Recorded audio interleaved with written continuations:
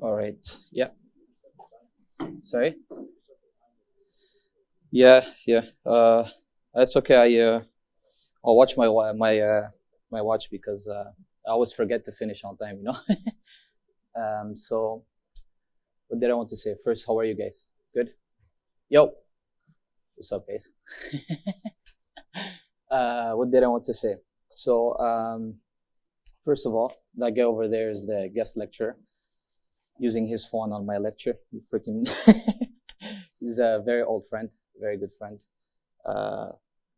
Amazing researcher also, and good businessman. He'll be coming next this Thursday to talk about the company they built, GC Lipid Technologies, but also how genetics this class was a first milestone into him becoming what he is today. Okay. What did I want to say? First thing, I realized that the videos that I'm posting online are getting more views in the past week. So I guess you guys are studying for your exam, right? Your grade for quiz 1 and 2 will probably change, okay? Because one of them was counting over 10 and the other over 7, and that's not fair between the two groups, okay? Guest lecture, I just said that. I see that people are not, half of the class approximately is showing up, and I understand it's because I'm putting the videos online, okay? So it's easier for you guys to do that. So for those who will come here on Thursday for the guest lecture, first I will be answering your questions as a review for the final, the midterm. And then I also give an assignment that will add like 1% or 2 to your final grade, okay?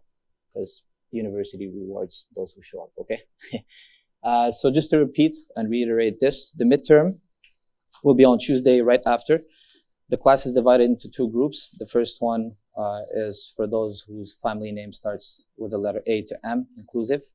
You will be here. And then the other group will be N to Z, inclusive again. You will be in CC 111. So that's the building right there, this way, okay? ACSD students, I think it's AD 120 or AD 130. You'll see it on your schedule online, okay? So just go there. I'll be coming to each of the rooms. I'll try to do 15 minutes between each or something like this. And I'll have the TAs watching the 2 rooms, and I'm just going to walk around, okay? One very important thing that you do not forget is the calculator and the pencil. Calculator because you'll be doing calculations, like the problems we did for probabilities, chi-square, maybe, and recombination frequency, okay? For the pencil, you'll be filling these sheets called Scantron sheets. I don't know if you've ever seen them, but they will basically help me in getting your grades faster because we use machines to detect the answer that you got, okay, that you put on the exam. For the final exam, we got the date. It's the 23rd of April from 9 a.m. to 12 p.m. I don't have the room. Should be coming soon. And I heard that there's some alternate dates or whatever. Talk to the exam office for that, okay? The other thing is this is a tentative schedule because there's a lot of holidays during that period, like Passover week is between the 23rd and 30th or something like that. So there's things that may change, okay? Do you guys have any questions for me? Yep. Yep. Yeah. There's a tutorial, there's a quiz, nothing changes. Quiz plus exam. I wanted to make the exam on the 22nd, but Sam is doing it on the 22nd, so I moved it before. So that removes a little bit of material, so we're going to keep the quiz, okay? Should be okay. Should be good. Any other questions? No? Okay. Cool. So chapter 6. Chapter 6 is about, so now we've been talking a lot about eukaryotic gene transfer. Now we're going to switch to prokaryotic gene transfer, especially bacteria. You're probably going to see this in other classes, or you're probably seeing it right now in 266 or 226, I think. So this is kind of repetitive, but we'll see it from the angle of genetics today. So bacteria, if you didn't know, are the most common form of life. There's about 10 to the 30 bacteria on Earth. That's a super huge number. The way they get to these estimations is by counting kind of how much bacteria there is in a certain area, take multiple areas, and then infer based on the size of the Earth. Okay, very approximate. There's probably more than that. As a matter of fact, there's more bacteria in the human body than human cells. Okay, there's 33, if I'm not wrong, trillion human cells and 38 trillion bacteria cells. Okay. Now, obviously, they're much smaller. Otherwise, we'd be more bacteria than human in terms of surface area. What else? So, they are prokaryotic. Do you guys know what that is? You probably studied this in CJEP, right? Okay, so it's just a different type of organism which don't have a nucleus, like eukaryotic cells, for example, for Drosophila, human, mice, etc. And then they also don't have meiosis, so they have something different for gene transfer, okay? And this is what we're going to be looking at today. One of them, which we use a lot in the lab, is called E. coli. And this bacteria is used in the lab as a model organism, just similarly to the Drosophila we saw recently. But these bacteria are interesting because they divide super fast. And because they divide super fast, you're able to kind of do more experiments on them and study genetics much better. Because also they have only one copy of DNA, right? They're not diploids, they're haploids. So they have only one copy of each gene. They usually live in the human gut, but they live in multiple different areas in the world, and they're able to resist extreme conditions. Not all of them, but some of them can resist extreme conditions.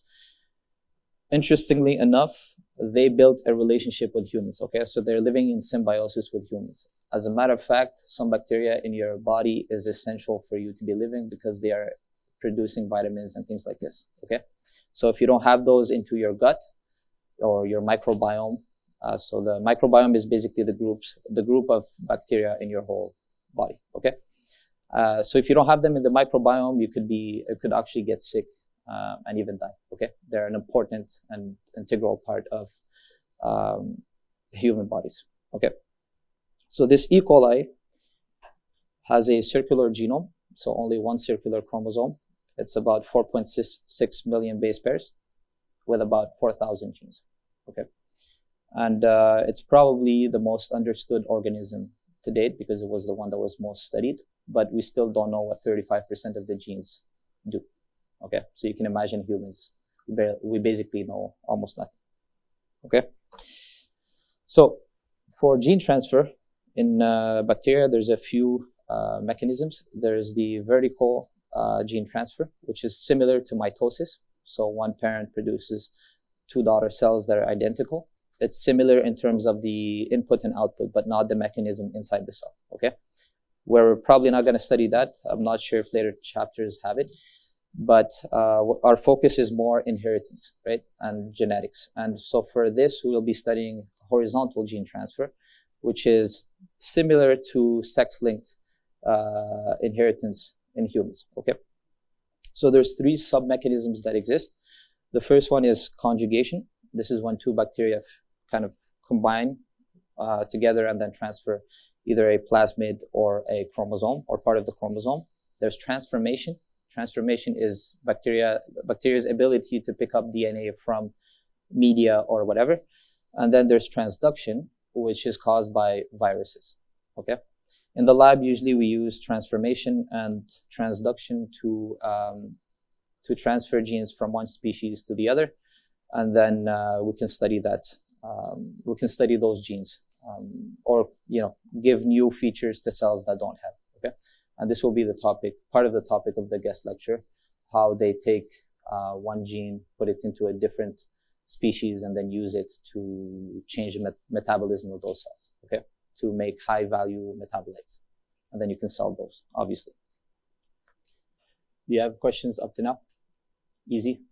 By the way, the chapter 1 to 5 were like the problem-solving chapters. From now on, it's going to start to be looking more like learning by heart stuff. Okay, so you can expect more questions about theory and less about solving problems. Okay, yep.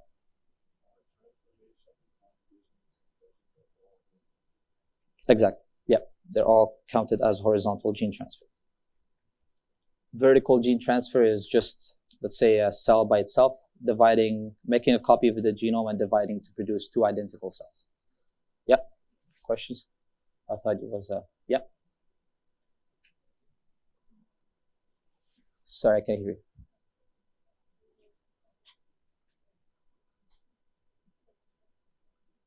Wait. I'm gonna go closer because I can't. Yeah. Yeah.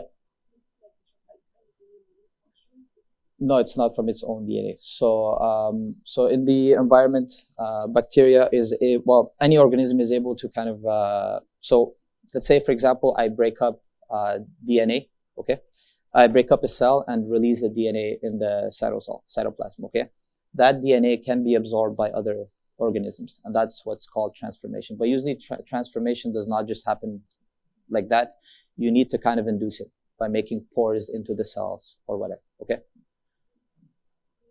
Yeah. No, it has DNA itself, but it just picks up more DNA from somewhere else, right? Yeah.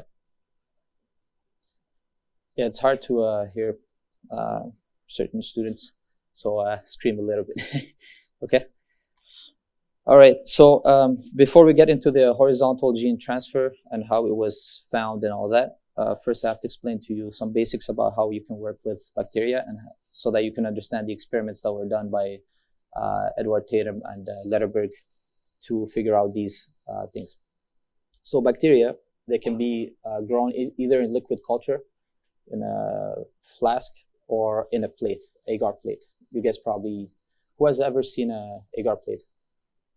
Okay, cool. So it's not bad. Did you guys work with one or just see it from far?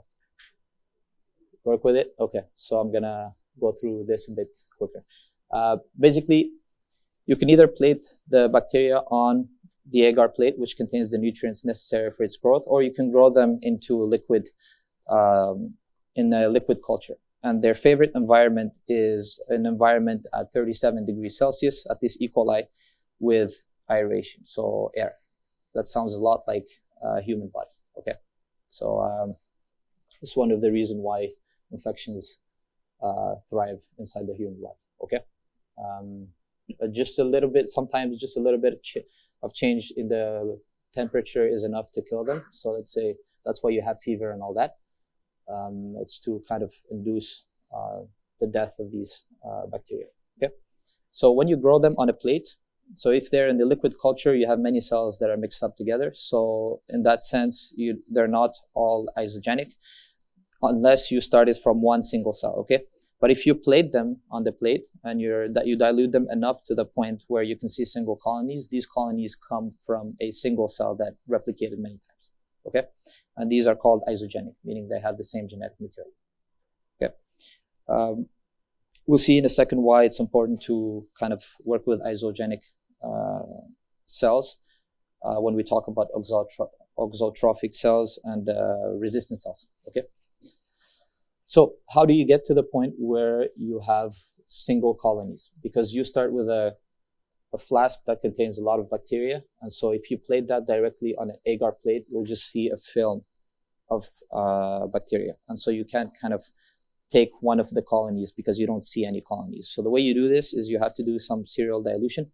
So you take your initial flask, and then you just dilute it a few times by just transferring, let's say, 1 ml of that solution and add it to 9 ml of broth. So that's a 10-fold dilution, etc. Okay, and then you can plate them to the point where you're able to see between 30 and 300 colonies. Those are the ones you try to count. And then from there, depending on the dilution that you did, you'll be able to figure out the number of cells that you had per ml in the initial colony. Okay, so problems that you'll be solving in the tutorial will be probably related to this. I don't remember if there's one like this or not. But anyways, I don't think you have problems on this, right?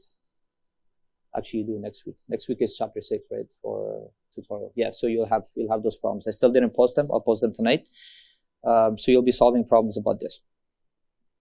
And then so when you're able to do that, now you have your single colony that you can study further, right? And this is important because you need to keep the so if you're studying something, you need to make sure that the colonies are visible, so that when you transfer them between each plate with different nutrients, you can kind of determine if the cells are they need a certain nutrient or not. Okay, if you take the initial colonies here and you mix them, they will be different different clones, and so these clones you can't kind of differentiate them because there's a film. I don't know if that was clear. Kind of.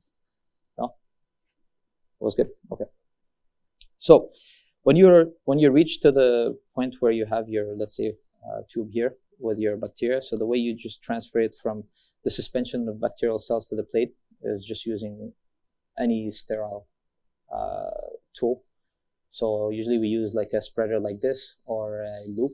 You just put it in there and then put it on, more like a spreader, and then you spread it on the agar plate by turning the plate. And then what happens is that whatever bacteria, wherever there's a bacteria that sits, they will form a colony if you let it grow for 1 to 2 days.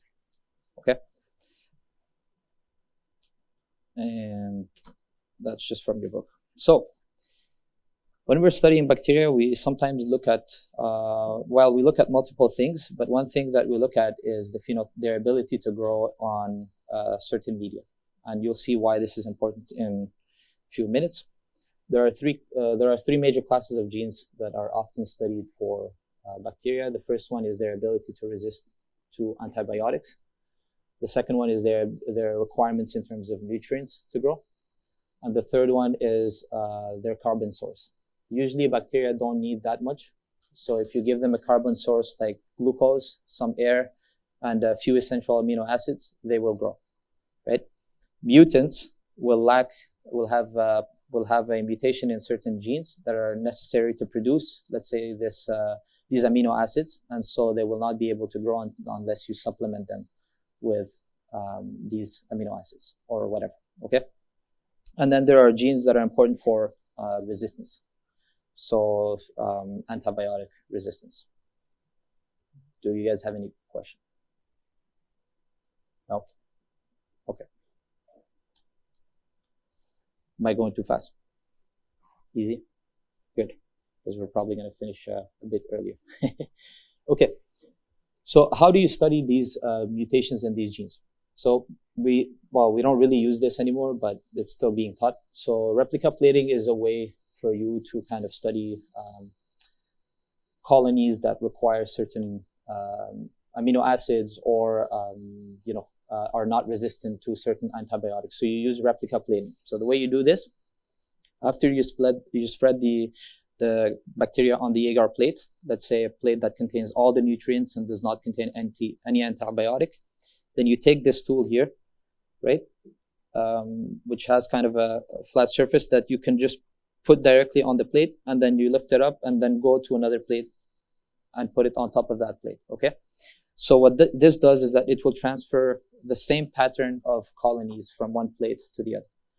Now, assuming that you have one plate that contains, for example, rich media, so with everything in it, and then you want to find only the colonies that are resistant to, I don't know, penicillin, for example.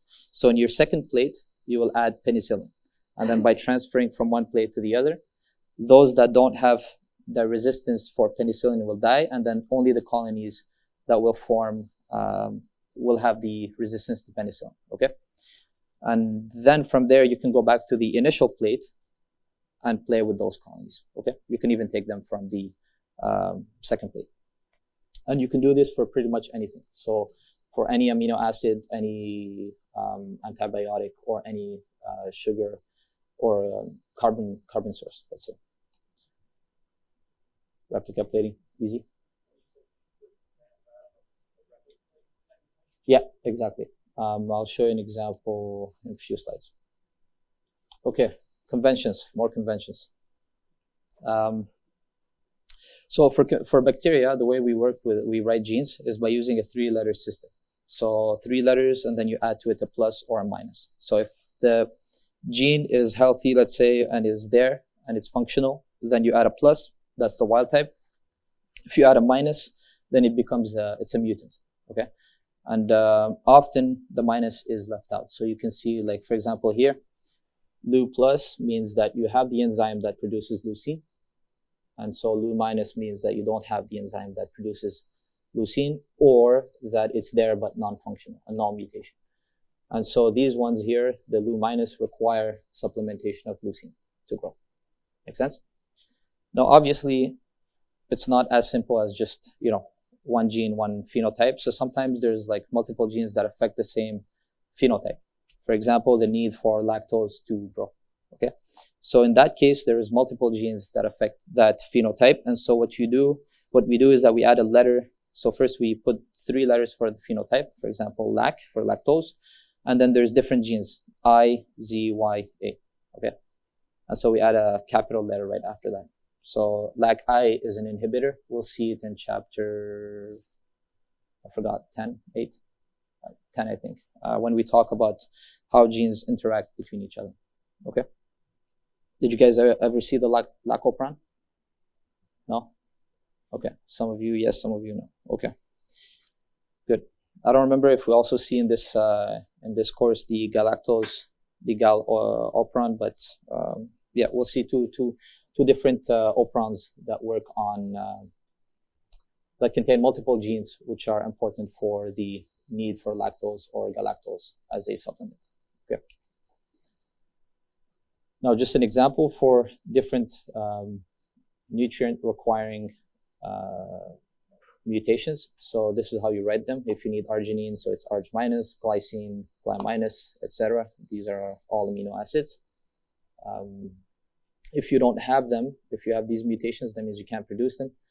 So if you see this, directly think cannot produce them, requires them as a nutrient source to grow. There's also a different type of mutations, and these are mutations where you have things like lactose and galactose. So cells require, what do they require? A carbon source to grow, okay?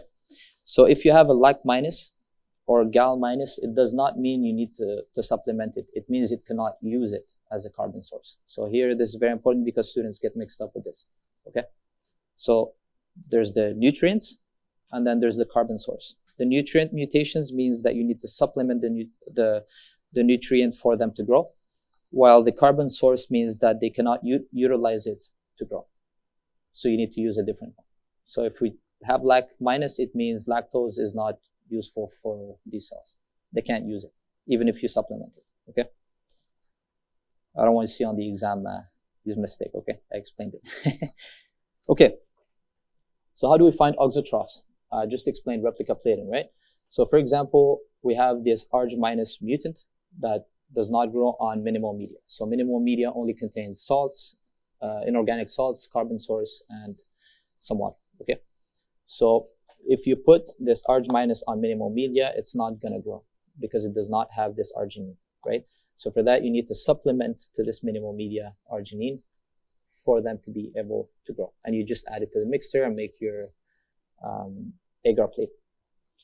Now, when you have cells on complete media, if you use replica plating and you move them to the minimal media, and some of them grow, that means these bacteria do not have any mutations in the essential amino acid producing genes.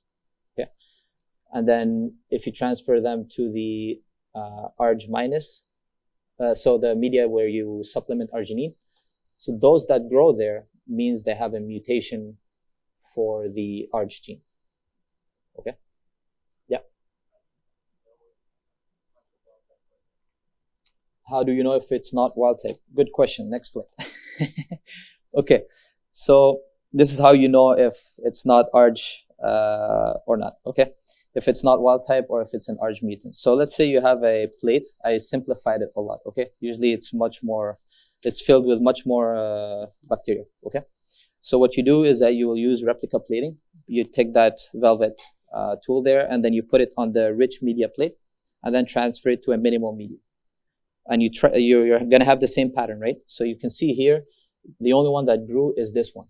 So this one is your wild type. Then you transfer it to another plate, which contains minimal media plus arginine, and you'll end up with a different pattern, right? So this one, we know it's wild type, while this one here is an arginine mutant. And then you can do the same thing for glycine. Whatever. Make sense, guys? You sure? Okay, question. Let's test you out. So can you guys identify the arginine mutant in this replica plating experiment? Yep. B. Does anyone say opposite, something else? Okay, super easy, I know. Maybe in the exam it's going to be a bit harder. It is B. It is B, because when you transfer this replica here to here, you see that only the A grows, so that's the wild type. And then if you transfer it to the one that you supplement with arginine, then B grows, and so it must be B. Cool. Yeah. Why is it not C? So when you transfer this plate here to the one with the minimal media with arginine, this one does not grow, right? And this one does not grow. And so because it does not grow, that means it's not an oxotriol for arginine. Yeah, but it's probably for something else, right? Like glycine in this case. That's why it appears here. Okay. Is that clear? Okay. Should have, yeah. One sec. Yeah.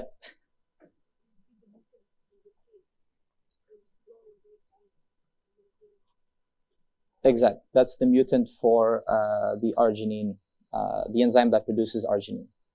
Yeah. Actually, this is what you learn in the book, but in the lab you don't really do this. You just transfer it to a new tube with, let's say, for example, arginine, and those that grow, you know that they require arginine. Obviously, you can't differentiate them from the wild type. But what we do is that we usually extract their DNA and just use the plasmids they have in there, so we don't really care if it's the wild type or not. Okay, make sense? Good. And that's what these guys are over there doing. Yeah. Okay. Now the other type of mutants. So we talked about the essential nutrients, amino acids, etc. But you also have the carbon source, right? And so for the carbon source, you have a different type of way that you can see if they require or not the carbon source. Okay, so you still do the replica plating, but then you grow them with, let's say, for example, here lactose.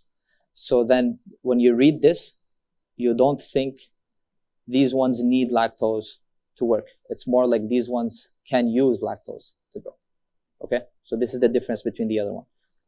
And then if you look at, for example, glucose, then you'll say these ones can utilize glucose. So you can see that the first top three here, with the one on the right, can use both lactose and glucose, while these two here, these ones cannot use lactose, so they're lac minus. Easy? Okay, good. Don't mix it up. Okay, so now that you know, yep.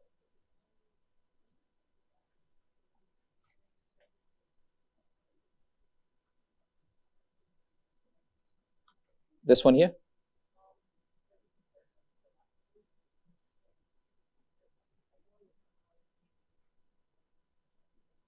How do we work to get to which one needs arginine?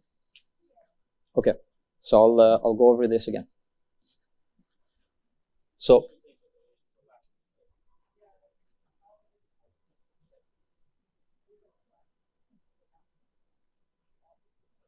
right. So, okay. So the carbon source, when we're talking about carbon source, right, we have to think they can use it. Okay, not they need it. They can use it. Does that make sense? So when you put, for example, because carbon sources, you can use multiple different ones and still get the cells to grow. Glucose, like lactose, galactose. So which one can they use? While for these essential nutrients like arginine and glycine, it's more they cannot produce it because of the mutation, so they need the supplementation. Does that make sense? Kind of?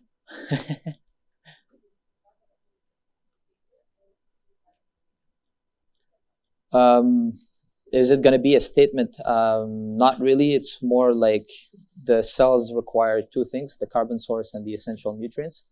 So you have to just understand that if they require arginine or glycine, for example, it means they have a mutation in a gene that produces that, right? But if you talk about carbon source, then you have to think of it as they have a mutation in a gene that utilizes the carbon source, glucose, right? Because you use the carbon source to then produce different intermediates. Was that clear, guys? Good. Okay.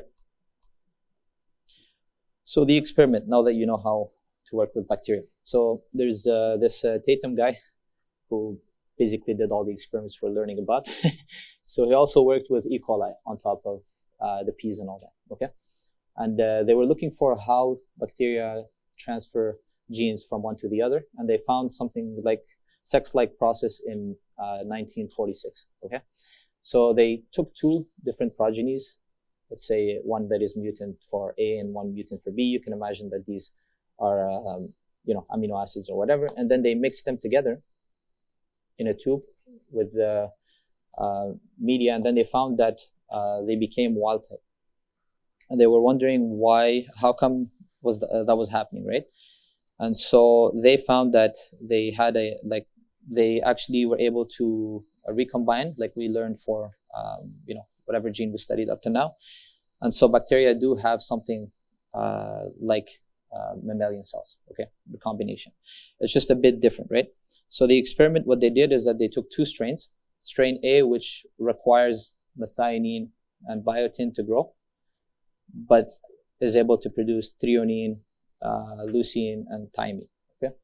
And then bacteria B is just the opposite. So it's a bacteria that can produce methionine and biotin, but not the others. And so it requires their supplementation. Then they washed the cells to remove the rich media, the full media. They plated it on a minimal media plate, and they found that if you plate them like that, no colonies grow. Make sense? Now, when they mixed them together, let them incubate for a few hours, and then wash them to remove the complete media, and transferred them to minimal media, suddenly they were able to grow.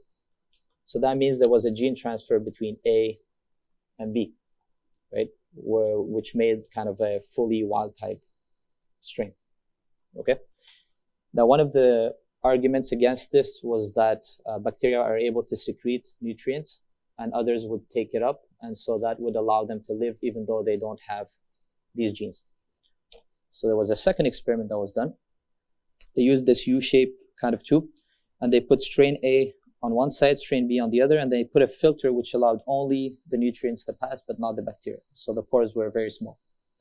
And then they used pressure to kind of transfer from one side to the other the nutrients, but leave the bacteria on one side, and they still saw that there was no growth. So that means bacteria need to be together to have some sort of genetic transfer. Make sense? Okay. So if I ask you on the exam, what was the experiment used to, you will remember? Good. Okay, so let's get into the details of this bacterial conjugation. So the way this works is that throughout their experiments, they found that there's a factor that determined kind of fertility. So it's called the F factor. If the bacteria has it, it's the one that will be a donor. If the bacteria does not have this factor, then they will be a recipient, okay? And the way the DNA is transferred is by binding of one bacteria to another through something called the pilus, okay? And then the DNA will kind of transfer from one cell to the other. So one way of this happening is that this plasmid, which contains the F factor, the fertility factor, will open up and start rotating. And at the same time that it's rotating, it will replicate the DNA of this plasmid to keep it in that cell, but also transfer it to a second cell, right?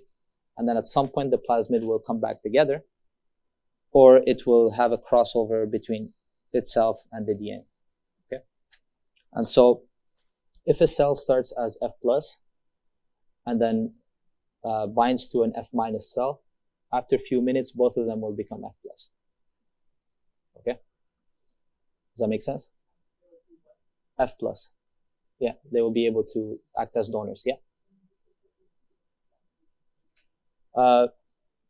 Well, no, this is a downstream experiment, right? Downstream experiment. This was done by Letterberg, I think. Okay. Which part?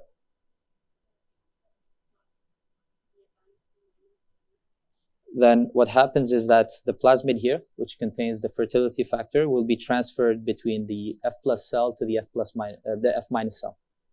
Okay, and then both cells will end up with this fertility factor at the end, because this one will replicate here, and one of them will go inside the other cell. Make sense? No problem.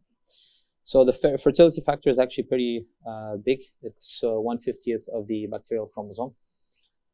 It does not always transfer, okay? Sometimes it does not transfer because mating can just be stopped. Okay.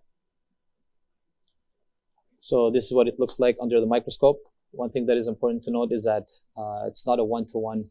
Sometimes there's a transfer between 3, 4, 5 different bacteria, okay? Yeah, so this is what it looks like. So what is this? Yep. Sorry?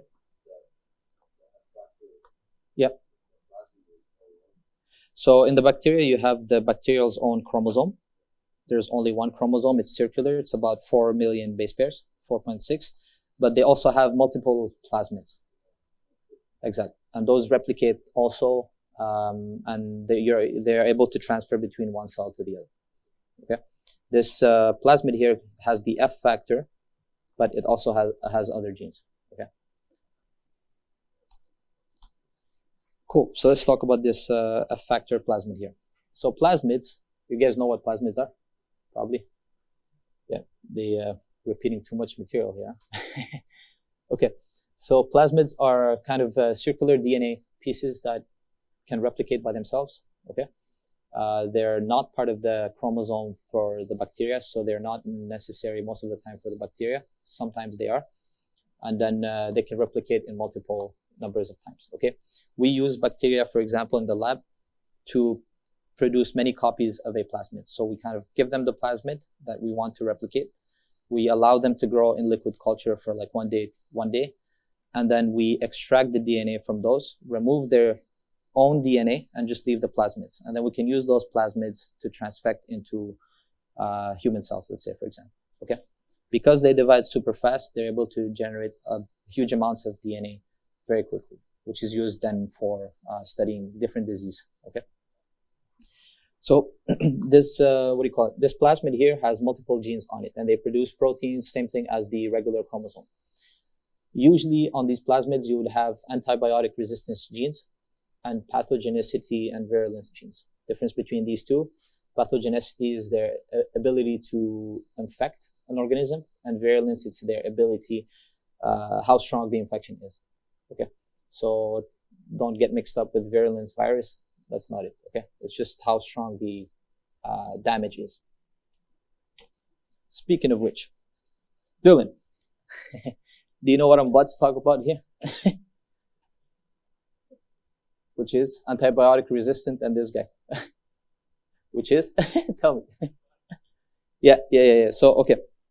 So there was maybe like 10 years ago, or 10 years ago, I guess, we were giving like antibiotics at every sick person, right? Like they didn't really care. Maybe it's more like 15 years, okay? So what happens is that because these bacteria are able to replicate super fast, what will happen is that they will acquire resistance to certain antibiotics because you put a selective pressure on them, which is the antibiotic, and then they gain these resistance to these antibiotics. And so let's say, for example, you have a bacteria that you're treating with penicillin, and then suddenly it becomes resistant to it. So then penicillin is not useful anymore. So you're going to try a different antibiotic, and then they will gain resistance, etc. Okay? So after a few tries, you end up with these super bacteria, which are resistant to pretty much any antibiotic. Okay? And these will end up killing you. Okay?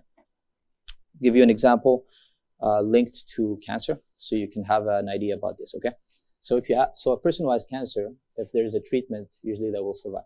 Okay, if there's no treatment, people will actually use chemotherapy to try to kill that bacteria. The problem with chemotherapy is it affects your immune system, right? And so what happens is that you're more prone to infections. And then what happens when you have infections, you treat it with antibiotic, but you're more prone to infections, so they become resistant until you reach a point where no antibiotic works. And then what happens is that you end up ending in a septic shock, which is basically all vital organs going off, and you die not from the cancer, but from the infection, okay? So usually cancer does not, most of the time, does not kill. It's the side effects of it, of the treatment that kill, okay? Make sense? So that's a little bit of interesting information for bacteria. There's still some countries in the world that just provide antibiotics without even thinking about it. So at some point, what's going to happen is that you'll end up with these super resistant bacteria in the population, right? And that's kind of not the best way to go about it. Yep.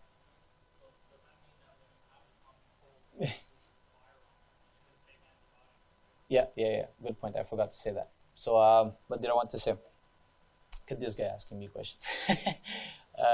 So when you have the common cold, usually it's better to let it go by itself. Your body is more than capable to deal with it than to go to the pharmacist and spend 10 hours in the, emergency room for basically an antibiotic. That's not good for you. What else did I want to say? Actually, one interesting thing about my research, unrelated to this, but in 200 years ago, we used to die from infections. Okay, so the lifespan was 40 years old, approximately. Now, because we found these antibiotics, we extended lifespan to about 80, 70. But when you extend lifespan to 80, 70, now you have new diseases that appear, like Alzheimer's, Parkinson, all that, okay? So when we're going to cure these, we're going to live longer and then find more disease, okay? So this is the story about my research there, guys. Yeah, so back to this. Okay, do you have any questions about that first? No? Okay, so these plasmids here that I was talking about, they have these mechanisms in place that prevents them from being degraded by the bacteria, because the bacteria tries to protect itself from these different kind of molecules that are not its own, okay? But these plasmids do have different mechanisms to protect themselves, okay? You'll probably see it in 367. It's the basis of CRISPR, which is now a crazy technique. You will see all that later, okay? So these plasmids are easily transferred between bacteria and other species, okay? Just by conjugation, just like we saw, the pilus forms, transfers the DNA, and then suddenly these bacteria or other species have that plasmid. We can even use these plasmids in human cells. So you can transfer them from one bacteria to the human cell through transformation, which we'll see not next lecture, not the one after, so in like 3 lectures, okay? One of the most important things about these plasmids is they're used in molecular biology a lot. So, for example, you can use these plasmids, you put them in a cell. So one plasmid will produce, for example, the proteins of a virus. The other plasmid will produce the envelope of the virus. So now we have a full virus. And then the third plasmid you put there is the plasmid of your interest. So you can kind of generate these viruses that contain a plasmid of interest. These viruses will explode the cell and be released in the media, okay? And that's how you basically make viruses, and you can use them to infect cells, okay? So one thing that was talked about during COVID is maybe someone invented this virus, right? So it's very, very easy to create viruses. You take one plasmid, second plasmid makes the envelope and the proteins, and then the third one will be uptaken by itself. There's ways that it does it, and then explode the cell, and suddenly your media has these viruses, and you can use them to infect anything, okay? People who study viruses, so there's these different levels of biocontainment. So level 1 is working in the lab like you're doing now. 2, it's for things that can infect you through blood. 3, it's what you see on TV where they put that mask there and they're like inside, and then they get sterilized before going into the room and it's closed, right? So those vents. And then 4, it's things like COVID, measles, all that. So there's only one lab that's level 4. It's in Manitoba. And you need like security clearance level 4 for the government to work there, okay? So the lab from where apparently the COVID virus came was a level 4 lab. That's one of the theories, because people like conspiracy theories. So you can see how plasmids are very important in research and how they are pretty much used every day. Okay, so one more thing. This F factor can actually integrate the DNA, the chromosome of the bacteria. This doesn't happen often, but it does happen. And so what happens is that there's a crossover between this F plasmid and the circular plasmid of the bacteria, and then it will integrate as its own DNA. Because it's circular, you need one crossover for this to happen. 2 crossovers breaks the thing, okay? Remember this. Now, let's say, for example, you have a virus that infects a human cell. Now it can integrate the DNA from that plasmid into the human's DNA and then stay there dormant and then reappear at some point. And we'll see this in 3 lectures approximately. One of them is cold sores. So cold sores that appear on your lips, those are because the DNA of the virus is still there in your DNA, okay? And then they reappear whenever they have this opportunity because your immune system is weak or whatever, okay? So the cells that recombine and then integrate the F factor into their DNA, they're called HFR cells, or high-frequency recombinants. And the difference between them is that now they undergo more often recombination than the others, okay? So I'll get back to this in a bit. You'll see it in the last slides. But let's focus just on the HFR for now.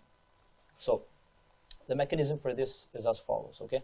You have one cell that is HFR and the other that is F minus. So you can see this as being the F plus. The difference is that now you're not transferring DNA from a plasmid, you're transferring it from the bacteria's own DNA, which has the integrated plasmid. And so, again, same thing. There's this rolling circle replication mechanism where the DNA will roll and replicate at the same time and then transfer a strand of its own DNA to the other cell. The point at which this break happens is called the origin point. That's where the transfer starts. And then the genes will come in a sequence, A, B, and C gene for this purpose, okay? Now, because we're talking about the bacteria's own DNA, that means the other bacteria has similar sequence, right? And so now recombination can happen here between the donor's DNA and the, the recipient's DNA. So for example, in this case, the DNA will be transferred. It will replicate, produce a double-stranded DNA molecule, and then crossovers can happen between these genes. In this case, you need 2 crossovers, not 1. Because if you have 1 crossover, you'll break the circular structure of the DNA, and that will be degraded. So you need 2 crossovers for the integration to happen. So in this case, you have a crossover between C and B, and between A and C, right? And this will produce this recombinant here and this recombinant here. The one that is linear will be lost because it will be degraded by proteins, and then the other one will stay as a circular DNA molecule, okay? The strand of DNA that comes from the HFR cell is called the exogenode. Never used these terms in my whole life, but I have to teach them. And then there's the endogenode, which is the internal DNA from the recipient cell. Is that clear? A lot of theory to remember by heart, okay? Okay, so this is what I just explained, right? So the one that remains linear is lost, and then you need a double recombination event. Otherwise, you're going to break the circular chromosome from the cell, and it will be non-viable. They will die. It does happen. It's just it does not live because the DNA is broken. Okay, so these experiments. So what the scientists found, one of those guys, I forgot if it's Letterberg or Tatum, but what they found is that DNA, when it's transferred from one cell to the other, you can actually use that to map the genes on the chromosome. And it was used to map the genes of the E. coli chromosome, because the order in which they enter the cell is predetermined. So it breaks at some point, that's the origin, and then the gene right after the origin is the one that comes in first, second, third, etc. And so the way they found this is that they started the reaction between a F- and a HFR strain, and they grew them together, and then they stopped the reactions for every, let's say, 10 minutes or whatever, okay? And then the resulting colony from this at specific time points was grown on a plate, for example, that has azithromycin in it. And so azithromycin is an antibiotic, so if the cell grows on it, that means it has that gene, right? And then you know that it was transferred from one cell to the other. And then you do the same for different time points, and you'll see that as more time goes on, there's more cells that can grow on different compounds. Okay, so that means they got the azithromycin-resistant gene, the lac, I forgot what ton is, but they got the lac gene that allowed them to utilize lactose and galactose. Does that make sense? Yeah. It's a fixed point on the, yeah. So the more time goes on, the less recombinants you have for these genes. That means this gene is the last to come in. This one is the first to come in. Okay? And when you reach about, let's say, 18 minutes, all the cells, or more like 20, all the cells have this gene already in them. Okay? So then by using these numbers here, you can actually map the chromosome of these bacteria, because you know that, let's say, for example, this is 9 minutes, and then this one is 10. So there's one mapping unit between the AZI gene and the TON gene. Okay? Arbitrary units there. Yeah. So if you look at the time here, you see that at 9 minutes, that's where you start having bacteria that can live on azithromycin, right? And at 10, it's bacteria that grow into T1. Dylan, do you know what this is?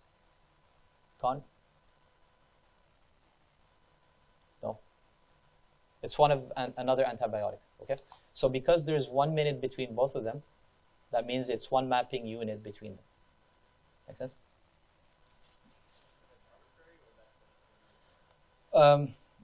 They're using minutes with recombination frequency. So depending, let's say, for example, the bacteria's genome is 4.6 million base pairs. And it takes about 90 minutes to transfer the whole chromosome. So you can kind of divide that by the time, and you know how many base pairs were transferred, okay? But that changes between different bacteria, because other bacteria don't have 4.6 million, 4.6 million base pairs, and they don't transfer in 90 minutes. Maybe it's more, okay? But the idea remains the same whichever bacteria you're using, because you're going to count the time between two genes, and then the time at which two genes enter, and that's your mapping unit. So here, 1 minute equals one mapping unit, right? This is what I mean by arbitrary. It's not really something, okay? 1 centimeter remains 1 centimeter, but one mapping unit could be 10,000 base pairs or 12,000 base pairs, depending on the size of the genome of the bacteria and the time it takes to transfer the whole chromosome, okay? Questions? Okay, good. So how do you do this? Let's say you get an experiment like this, where you have this cell line with this cell line, and you're crossing them. So this one here is HFR, this one is F-, and then the transfer will happen between this one and this one, okay?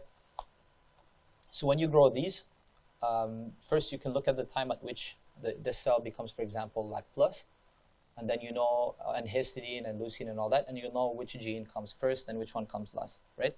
And you do the same thing. You would grow it exactly just like I showed you here. You would grow it at different times, and then from there you're able to measure the distance between the genes. So if you get a list, let's say, for example, like this, and you're giving it time, for example, you can see that after 10 minutes it starts growing on arginine. After 12 minutes it starts growing on leucine. Then you know arginine comes first, leucine comes second, and the distance is 2 mapping units, because there's 2 minutes between the transfer. Okay? This for sure will be on the exams, okay?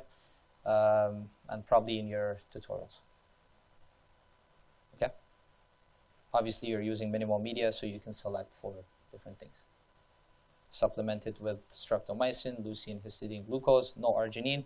So you're selecting for streptomycin resistance and arginine plus. And if I add a lane here with time, then you can see which one came first, second, third. Cool? Yep.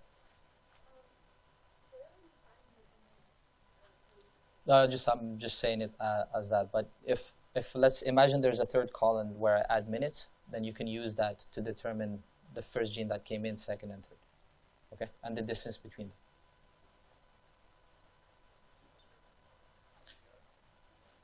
Yeah, sorry for that. I think I went too fast. So STRS means it's sensitive to streptomycin, and R means it's resistant.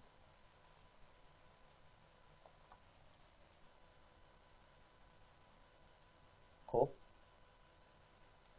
Good. Okay. So let's go over it one more time. So if you have a plasmid like this, the origin is right here, okay? So this is the triangle here. Usually when you're looking at plasmid maps, you'll see the triangle, that's the origin. The direction of the triangle is how it's going to enter the other cell, right? So it will break right here and then transfer in this direction. So the first thing that goes in is threonine, this gene that makes threonine, proline, that utilizes lactose, etc. Okay? And then the last thing that enters is this fertility factor, the F factor, which is this square kind of, okay? So then by looking at this, you can determine the sequence of the genes on the chromosome, right? Easy? Good. So, okay, the slides were flipped. Slides were flipped, but hopefully you didn't see that, okay? Okay, so for this here, this plasmid here, if I ask you, for example, a question like this, it should have been this one here and then this one, okay, but whatever. I think I flipped them while I was preparing. So when you're conjugating two strains, like a mutant for these genes, with another one, and you're looking at the following genes, proline or, well, the gene that produces proline or the gene that utilizes galactose as a carbon source, which one would be transferred first? Obviously, it's proline, because this one goes in like this, and then you have thymine, threonine, proline, and then galactose comes last. Okay. Okay. So when you're conjugating two bacteria, and there's one of them that is HFR, there's one of them that is F plus, and the other one is F minus. So this plasmid here is the F plus plasmid in one of the bacteria. And then they will conjugate together. So now the question is, which of the following genes between pro and gal that goes in first? So the way you answer this question is by finding the origin of replication, right here, and then looking at the genes that come right before it. So if you look backwards, proline comes first, enters first the other bacterial cell, the F minus, and then gal second. Make sense? Obviously, thymine comes before proline, threonine comes before proline, etc. Does that make sense? The direction is going this way. Right? So the triangle is pointing to the direction. So you cut this in two, you make it linear, and then the direction will be this triangle first, the gene behind it second, this one third, fourth, etc. Make sense? And then the fertility factor is the last one. Yes, Pedro? How do we select like medium? Right. Okay, so if you want, for example, to see if the cells got the wild type of the gene that produces thymine, or they got the wild type, so then you would grow the cells on minimal media plus thymine, right? If they have this here, right?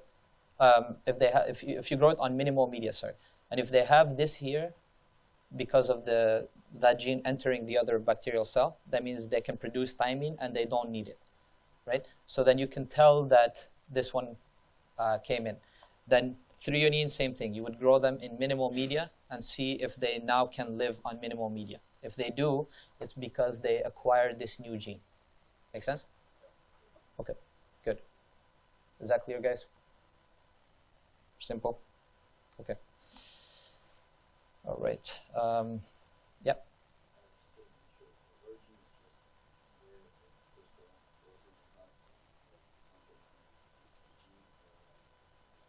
The origin is a sequence of DNA, but it's not a gene itself. It's just the direction. Yeah. Okay.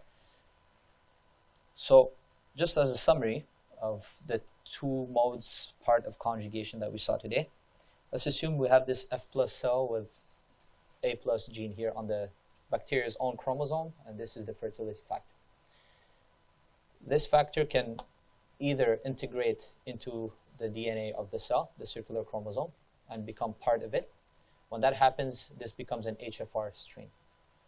Okay? And then there is this conjugation that happens. So the circular chromosome of the bacteria opens up, rotates, and then gives part of it to the other bacteria. Make sense? These cells almost never become F+, the recipient. Why?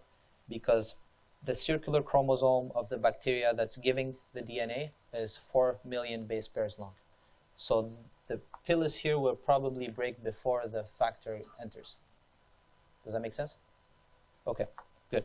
So the HFR will remain HFR and the F- will remain F- most of the time. It would take the whole DNA entering the second cell for it to get the F factor, right? These cells are high frequency recombinant because they provide the same kind of DNA to the other bacteria, and so there's crossovers that happen, as if you had a diploid organism. Okay. So then you still end up with one HFR cell and the other F-. Okay. But the A gene could be switched for A+ or A- because of the crossover. How many crossovers do you need in this? 2. That's right. Because if you had only one, you would open up the DNA and it will break. Okay. The other mode is when you're transferring a plasmid. When you're transferring a plasmid that contains the F factor, the whole plasmid will be transferred most of the time. And so this means, because the plasmid is about 1,000 times smaller than the circular chromosome of the bacteria, it's about 5,000 base pairs, depending on which plasmid you're talking about. And so it has more chances of becoming F+, because it will get all the plasmid, right? But because the DNA here is not homologous to this one here, there's very low amounts of recombination happening. Make sense? It can still integrate though. Okay. So in this case, when there's conjugation happening, you'll end up with 2 F+ cells. Okay. But they will keep the A gene the same. Yep.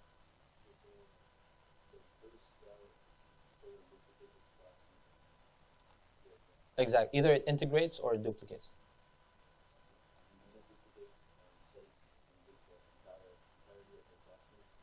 Yeah. Exactly. This one here still keeps a copy, but it's integrated in the genome.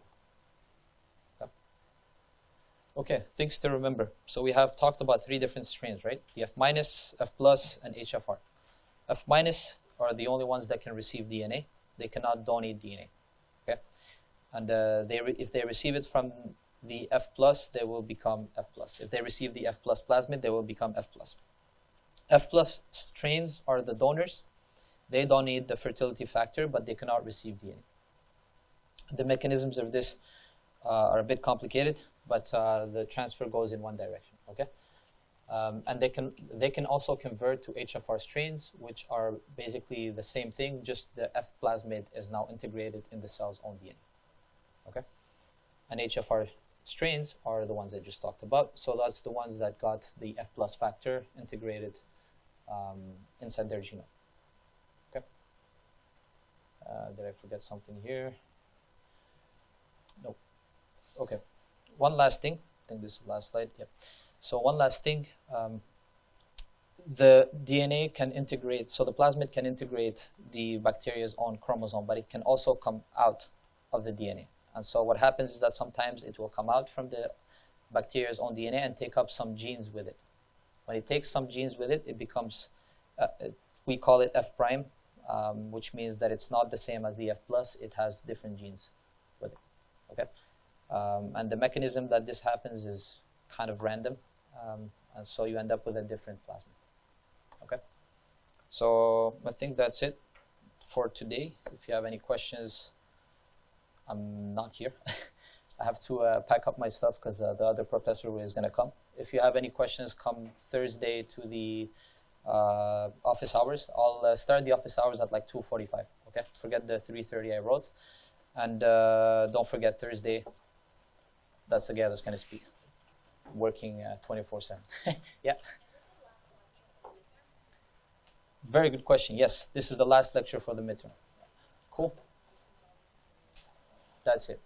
You need more?